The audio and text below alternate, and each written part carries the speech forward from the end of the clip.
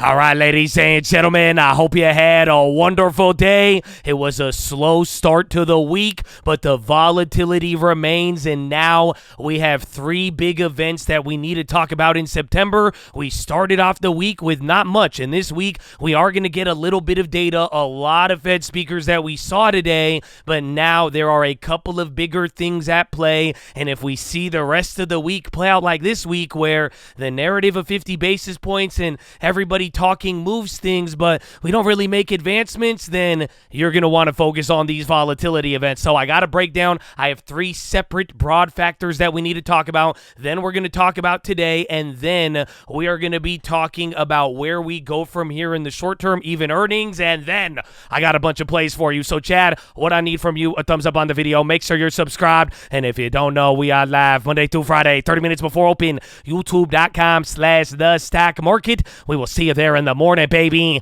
Run it. Working to the couch, it's the 2020 legs. Live in the hills, but still get a spread. Started with a live, but still reinvest it. Feel how I feel, then you feel like a blessing. I just want the lesson, I just want protection. I'm up and I'm down, but the sound like progression. Farmer never plans if he waits for perfection. Finger to the down. All right, off the bat, there's three big things that we need to talk about. It's really four. That's why maybe I could start a little bit down here, but simply after today, the buyback blackout window begins. You're going to get less buybacks, and then the seasonality, even though today was green, on average, I think there is only 3 green days left in the month. Now, seasonality has been weird this year. That doesn't mean that it is a sentence and we are eternal damnation because seasonality says so. So we'll watch how things play out, especially after the rate cut. But now, the three things you need to watch for coming into the end of the month, some of them have deadlines and some don't, but this was a big thing we saw today. We talked about it a little bit yesterday, but war. There was a ton of Middle Eastern escalation today,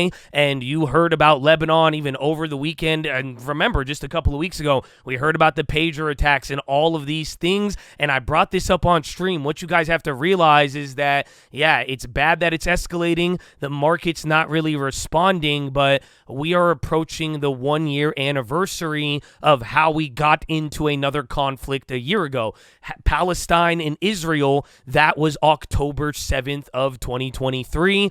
It is about to be October 7th, 2024. And the interesting part, Yom Kippur and a lot of these holidays, both the Jewish and Islamic holidays, they're starting to come out around end of September and October. We might see a lot of drama. So I'm bringing this up here because people were talking about it. We saw a lot of plays, and go look at the Pew Pew defensives. They have all been holding up. So if this gets bad in the next couple of weeks, like I said, we're waiting for election. We're smoothing things out now that we got our rate cuts. As long as you don't get imminent economic hard landing, everybody's kind of waiting and seeing. But if we get more escalation, kind of like how last year, remember, last year in Israel, that was a brand new escalation on top of Russia and Ukraine. And ever since then, this is what I said, go look at the price of gold from October 7th, 2023. So that's the first thing you need to talk about or see. The second thing, some of you guys brought this up, and we talked about it a lot today on stream, but the port strike. We have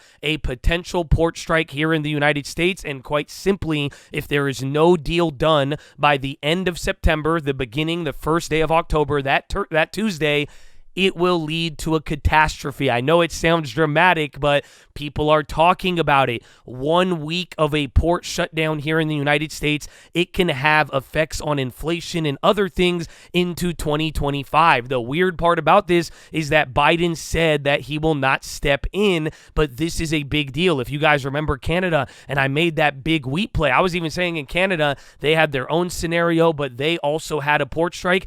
It would have had very negative effects, and it was so big, the government stepped in right away. The only difference, Biden in the United States, for now, they are saying they are not going to be stepping in. So watch out over the next coming weeks. Like I said, today or this week, it might be data-filled. Maybe we move, maybe we don't until the PCE, but these are going to be some of the things circulating there in the background. And then finally, by the end of the month, you're just going to play the government budget, the annual shutdown game. Honestly, I don't think it's as big as these two. Maybe it moves gold and bonds and some other things, but just adding it to into the mix of seasonality, the earnings, the buyback window, maybe this could be an event, but it is one of those things that does have a deadline by the end of this month. So those are those 3 volatility events. Welcome to the middle of September. We'll see if the rate cuts or anything changes anything, but now besides that and what we got today, there was a couple of things. So I'm giving you both keys at the same time, but one, today's narrative and why we had this reaction. There was a lot of moves. It was actually a crazy move on bonds. Bonds were negative. Then they went positive to barely close red. But the whole entire narrative today was multiple Fed speakers coming out justifying and reassuring you why they did 50 basis points and why there is no panic. For now, at least that seems to be the messaging. Nobody's worried. I mean, we haven't heard from Bowman yet, but I don't even think she's that worried on her last statements from Friday. So for the most part, the Fed is making their rounds. They're doing their roadshow, and all is well, sound and resilient for now. And that's why I'm saying some of these things might take time. That's what the market is trying to sniff out right now. So we had a lot of that today, and then you had the data, you had the ISM, and it came in a little bit surprising, but the reaction on the bonds in the market, it was pretty big. And this is what I was saying yesterday. Data is actually reactive. So maybe we get more movements. Watch out over the next coming days. We're going to get the Conference Board of Consumer Confidence and the PCE and real estate data and all of that. Watch if the bonds move. Maybe it's short-lived. I wouldn't read too heavy into any moves, but it's definitely causing some reactions, but it's not enough to dislodge us from the path. However, I will tell you this. We saw this today, and I called it out right before it happened because I'm in the bonds. I was getting murdered on them, but I've been telling you, I'm not too worried about it because I am waiting to see how things play out, and there are some interesting bond technicals. And I know I say technical, some I don't like them, I like them, yeah, but just if you have been watching this channel, you know exactly what I'm talking about, and I'm glad that I've showed you over the years, especially during all this rate stuff. But remember like 375 leads into 4, and 4 goes into 425 and 45. Yeah, it's the same thing. We were just hitting right around 35, and remember 35 has a lot of implications. We started going up, we went above 375 today, and then right away we magneted back down to 375. So we're either going to go 375 to 4, or you're going to do 375 to 35, depending on how people feel. So watch out for every quarter point. I wouldn't be surprised to watch very technical moves and wild moves at these ranges on the bonds, especially if the data is not really moving us too much. So watch out for that. We definitely saw some of that reaction today. I'm going to be keeping my eyes on that moving forward. But other than that, it should be very straightforward. Maybe it's a little chill, but the rest of September is going to be exciting. Earnings is around the corner, so I hope you're locked in. And now, let us get into the plays. So, right off the bat, I got a couple of different plays. I only made one play today too, and I think that's what we're going to start with, but it does relate with one of the things we talked about, the war. So, RTX, I made a play on this morning. I'll go over that, but I felt the pressure in the morning. We saw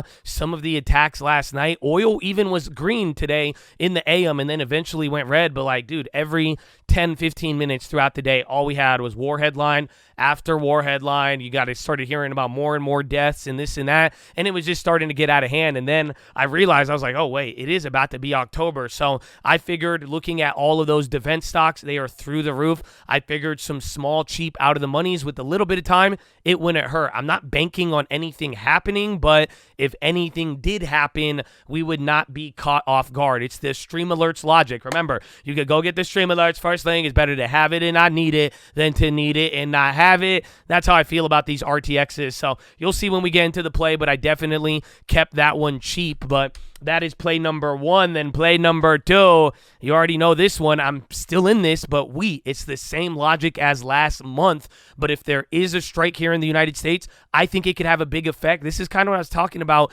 with, I think it's bigger than that. But remember that incompetence, it was one part about the fundamentals, but there was another thing there. This could be what we see play out here. However, it's not like our port strike is going to affect agriculture as much as Canada. Remember, when we made that Canada play, the whole thing was they imported all of their wheat through train and rail. We get ours a little bit different. Not to mention, though, it will have an effect on how we transport stuff, but in general, Canada had more of a direct impact on wheat, but this could still play out there with commodities and a lot of stuff. Like I'm saying, people are talking about 1 week of shutdown on the ports, leading to a lot of inflationary effects into 2025. So watch out for that, but be careful. Again, premiums on options are going to move pretty whack. If you want to make money dollar for dollar on wheat, go futures, go shares. So that is play number 2. Watch out for that. And then finally, play number 3. This one's kind of funny, man. I'm surprised. This happened a couple days ago. I'm surprised nobody talked about it,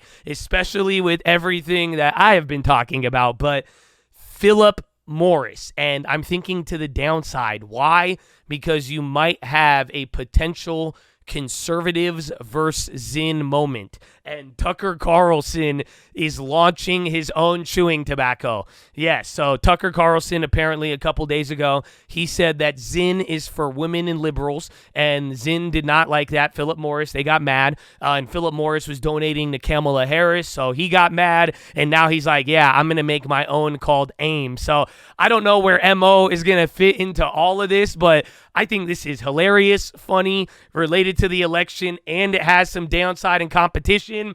I'm surprised we didn't talk about this, so I wanted to throw that up. We'll see where this one plays out. I have no plays on this. All I have is my MO for the long term, so hopefully they benefit, but other than that, we will see where this one goes. But those are the main plays. As far as everything else, like I said, I made a couple of plays today, and I liked them. I wasn't too offended by them. I don't know why I'd be offended, but the first one, I do need to stop these. I've been telling you, I've been throwing in a couple of these, so this might be my last one, but I've done pretty decent on them. But I grabbed a SPY daily. This one's now for tomorrow. I grabbed a 576. I grabbed 4 of them for 8 cents. Only put $3. Like I said, I need to stop. But why I did it, because Goolsby was pumping today. And I was like, you know what? The bond started moving. It was a bond bottom. Maybe I should have just done dailies on like TLT or something. But at the end of the day here, Goolsby was talking. I figured the market might go up.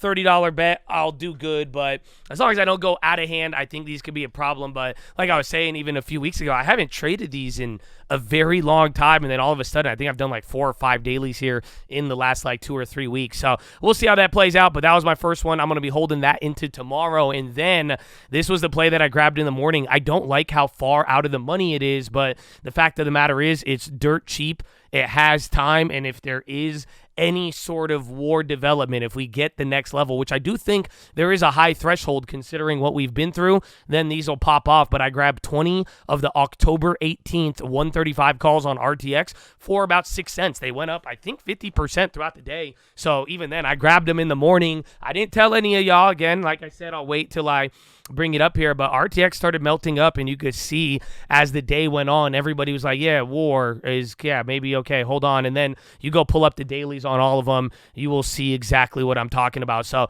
other than that, I'm still in my plays, the yen and the ZB from last week. I gave an update on those yesterday, as well as Baidu, MPW, Vanny, and any of that. If you're interested, go watch yesterday's watch list, and that will take you there, my friend. But now, yes, baby, we're not over yet. We're back. I got the economic lessons, and yes, I think we should have one today, and I'm going to throw them in accordingly. So if you haven't realized, it's been about a month since we've done this because the whole entire market got crazy. I've been reading from the book. We are about like 13 chapters in. We've literally smashed half of a college textbook, and it's been a blast, and I hope you guys have learned a lot. But then we started getting flash crashes, yen carry trade blowing up, and then rate cuts and all of these things. So it kind of got in the way, but I do hope you are ready for more. And then at the very least, yeah, we did kind of have the random delay. I do have the playlist on this channel, so you could go to this channel, say Econ 2024 lessons. You could go watch all of them, but now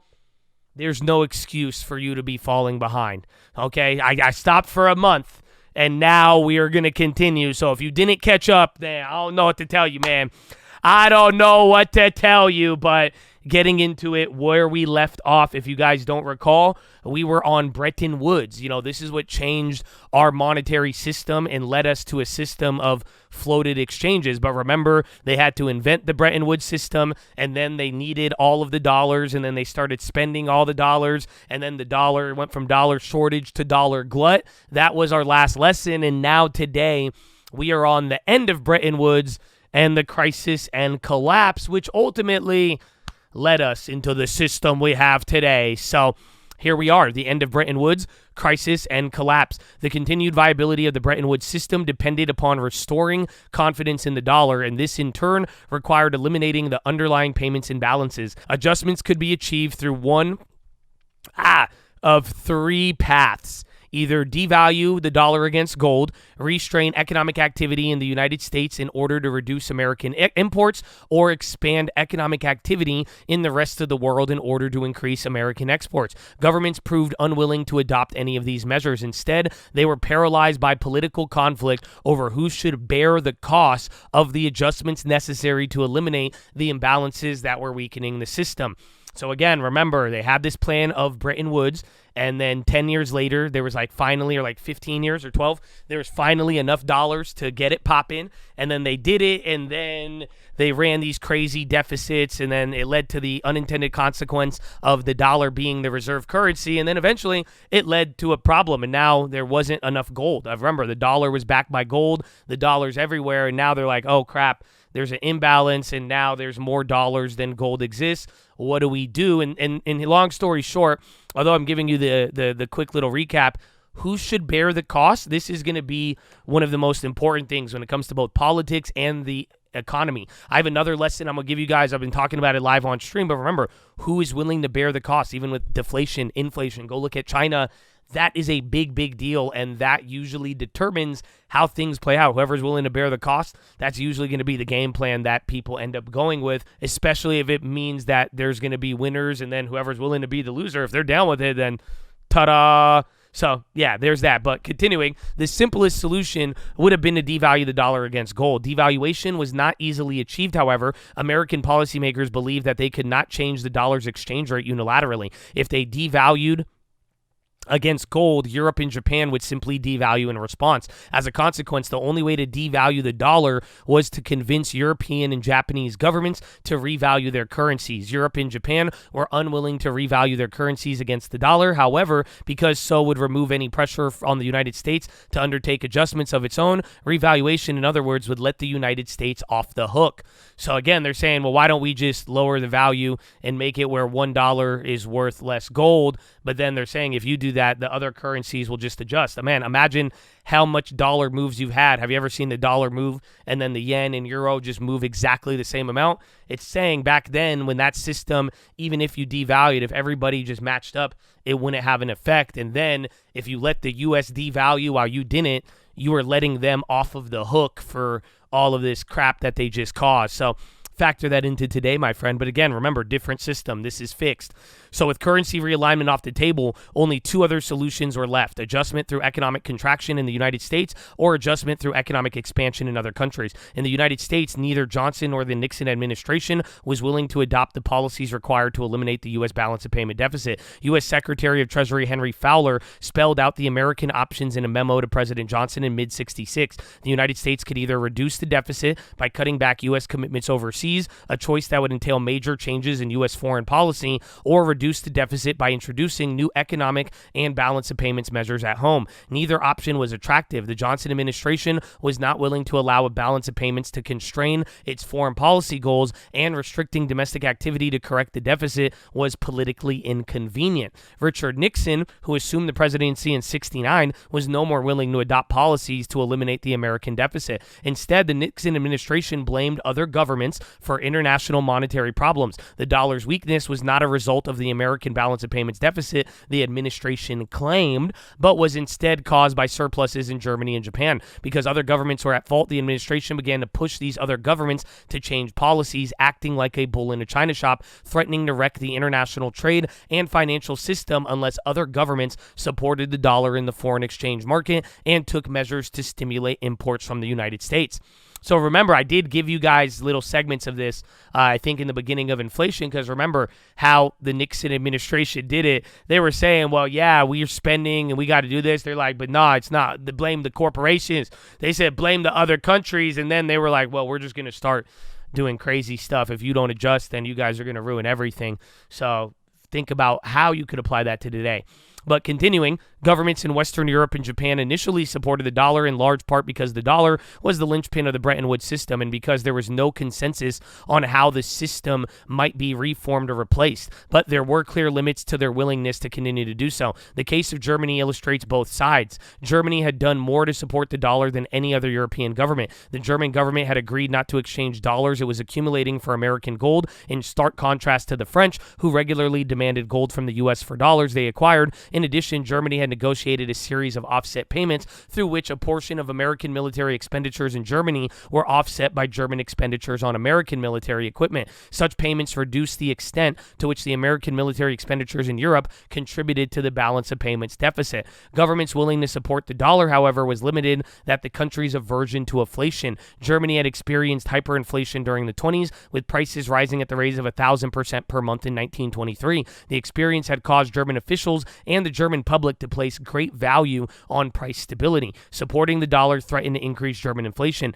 As confidence in the dollar began to erode, dollar holders began to sell dollars and buy German marks. Intervention in the foreign exchange market to prevent the mark from appreciating expanded the German money supply and created inflation in the country, which then made Germany reluctant to support the dollar indefinitely. Continued German support would be based on clear evidence that the U.S. was adopting domestic policies that were reducing its payments deficit. So again, they're saying that the Germans were actually our biggest ally during this time. Again, remember the French, they said, no, what are you talking about? We have dollar, give us the gold right now. We don't care how much you have. And then the Germans, they were like, damn, they're like, listen, we'll buy, and, you know, you guys are going to buy from us. We'll buy from you so that it doesn't turn into like a deficit, lowers the payments. And they're like, yeah, we're down to like withhold on the transfers. But then, remember, you know, this was in the 60s. So like 40 years prior, they just had hyperinflation. And then once the support of U.S. started leading them to start getting inflation again, their politicians pretty much freaked out. And they're like, yeah, yo, U.S., it was cool and all, but, like, you got to go. It's like letting your friends stay at your house, but then after, like, 2 weeks, like, your girl gets pissed and is like, yeah, this isn't going to work. So, yeah, they kick the U.S. out. So governments, therefore, were unwilling to accept the domestic economic costs arising from the adjustments needed to correct the fundamental source of weakness in the system. As a consequence, the United States continued to export dollars into the system. Dollar overhang worsened further, and confidence in the dollar's fixed exchange rate eroded. As confidence eroded, speculative attacks, large currency sales sparked by the anticipation of an impending devaluation began to occur with the increasing frequency and mounting ferocity. In the first 6 months of 1971, private holdings of dollars fell by $3 billion, a sign that people expected devaluation. European governments purchased more than $5 billion defending the dollar's fixed exchange rate. The speculative attacks reached a new high in May as Germany purchased $2 billion in only 2 days, a record amount at that time. Such massive intervention breached the limits of German willingness to support the dollar, and then the German government floated the mark. Speculative attacks resulted in the summer of 71 and in August as the Nixon administration suspended the convertibility of the dollar into gold and imposed a 10% surcharge on imports. The United States had abandoned the central component of Bretton Woods system. It would no longer redeem foreign governments' dollar reserves for gold. So hopefully you don't let that little paragraph like float by you. This is literally how we eliminated the gold standard.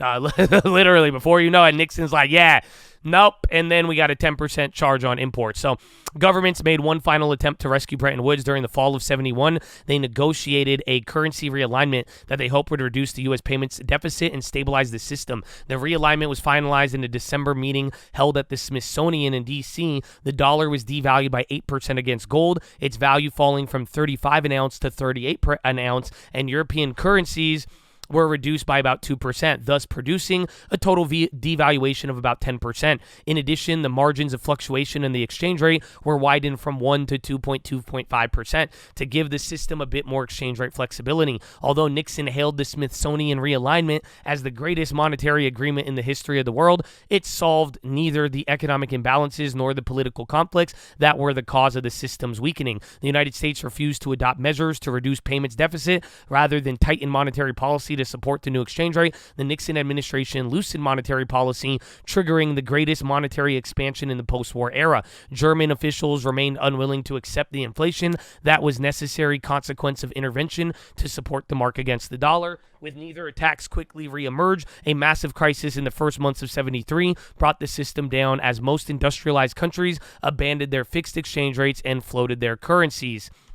Thus, the post-war attempt to create an international monetary system that provided exchange rate stability and domestic economic autonomy was ultimately unsuccessful. The reasons for its failure are not hard to find. Some argue that the system was undermined by dollar overhang. Others suggest that it was destroyed by speculative attacks that ultimately forced governments to abandon fixed exchange rates. Even though these factors were important, the fundamental cause of the system's collapse lay in the adjustment problem. To sustain fixed exchange rates, governments had to accept domestic cost of balance of payments adjustment. No government was willing to do so. The United States was unwilling to accept the unemployment that would have arisen from eliminating its deficits, and Germany was unwilling to accept the higher inflation required to eliminate its surplus. This unwillingness to adjust aggravated dollar overhang, which then created an incentive to launch speculative attacks on the dollar. And that is it, but I will tell you, what does this kind of sound like? If you really think about it and, apply it here, essentially, maybe we will run into our issue once we see if any of these governments, whoever in the world, is unwilling to deal with this post-inflation modern world we have. Think about it. So far, all the central banks have been working together.